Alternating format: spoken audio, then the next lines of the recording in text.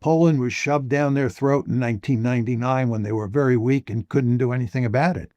In fact, another example of the Baltic states, which were shoved down their throat in 2004. Those are the first two tranches of NATO expansion.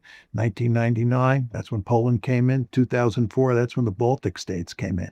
Then the decision was made in April 2008 that Ukraine and Georgia would be brought into NATO. The Russians said that's not happening. In August 2008, you'll remember there was a war over Georgia. Georgia did not become a part of NATO, and the Russians won that war. We now have a war over Ukraine, and the Russians have made it unequivocally clear, time after time, that Ukraine is not going to be part of NATO. And again, when you're dealing with a nuclear-armed country and you present it with an existential threat, you better be very, very careful.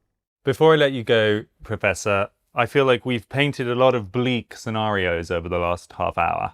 In fact, pretty much only bleak scenarios. What is, do you think, the best case scenario? What would you like to see happen to minimize bloodshed and to maximize security in the region?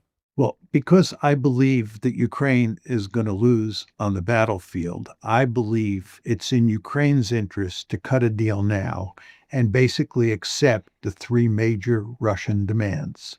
Accept the fact that those four oblasts have been lost and that Crimea has been lost.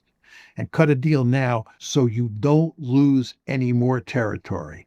I still believe, Freddie, there's a serious chance that they will lose more territory, that they will lose oblasts like Odessa and Kharkiv and a handful of others.